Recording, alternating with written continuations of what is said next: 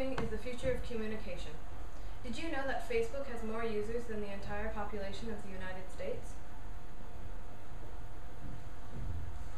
What impact does online social networking have on society? This is my first big question. These are my supporting questions. What are the advantages and disadvantages of social networking? How do different generations use online social networking?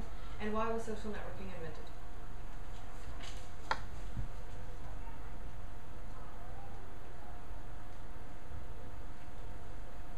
I thought the best way to answer this question would be to point out some positives and negatives of online social networking. Social networking can create new and reestablish old relationships.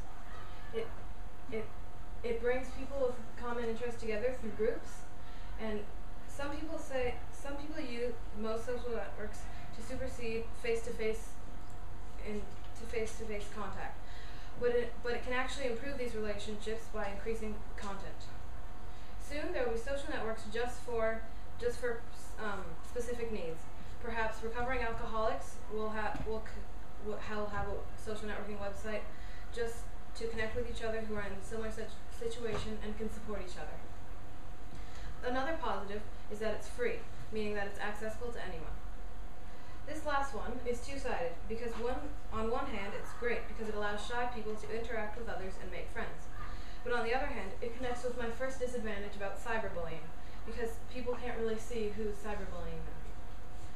And people spend less face-to-face time, obviously, because they'd be on the computer instead of talking to a person in real life. You can still retrieve information after it's deleted. That's true because some people don't realize that deleted information is never really deleted and can still be found. It can create problems with children like ADHD, which is attention deficiency hyperactivity disorder, and they also might not be able to converse in real life as most of their conversations take place online. How different generations use social networking. To keep in touch with friends, family, and new people. Younger people want to have fun and meet friends, but older people want to connect with family. As you can see in the chart, younger people would prefer fun and keep in touch with friends, but family is more preferred by the older generations. And almost no one comes for business purposes.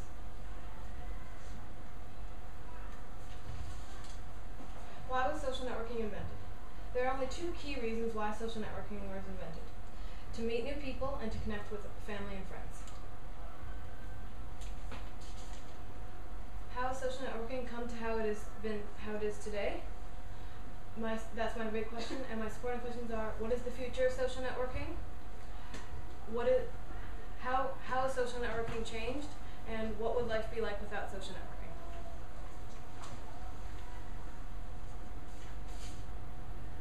What is the future of social networking?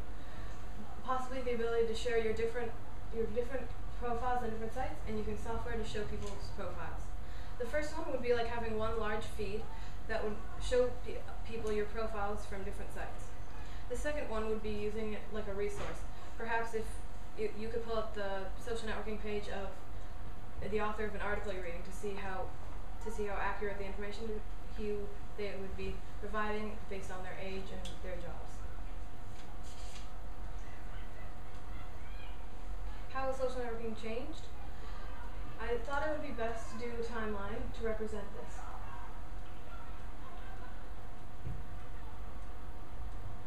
In 1995, Classmates.com was introduced to the public. Classmates is a site that helps high school graduates keep in touch with others from the same graduating class. In 1997, 6degrees.com was one of the first social networking sites with a similar format as seen today. What that means is that it's a less advanced and simpler version of the social networking sites we see today. In 2002, Friendster was released, and Friendster, for those of you who don't know, is something similar to Facebook or MySpace. In 2003, MySpace was released. In 2004, Facebook came out. And in 2005, Bebo.com was released. And Bebo is an acronym for Blog Early and Blog Often. Bebo is like a blogging and social networking site where you can post blogs, pictures, music, and people can comment on them. In 2006, Facebook became the most popular social networking site in the world with over 500 million users. In And in 2006, Twitter was also revealed. What would life be like without social networking?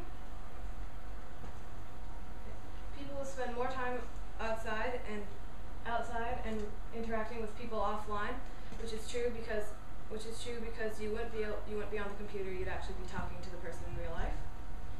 You might not be able to stay up to date with their daily lives, which is true especially with people with friends and family who are living overseas.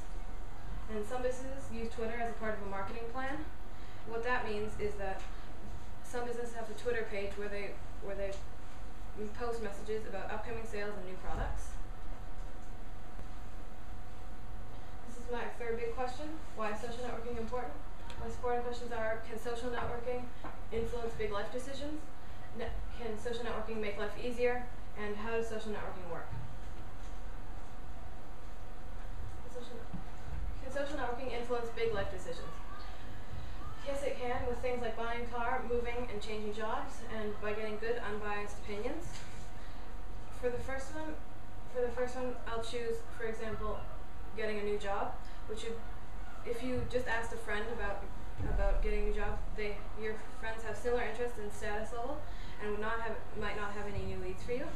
And for the second point, if you just posted a question on a blog or on a social networking site, you'd be able to get a wider variety of opinions.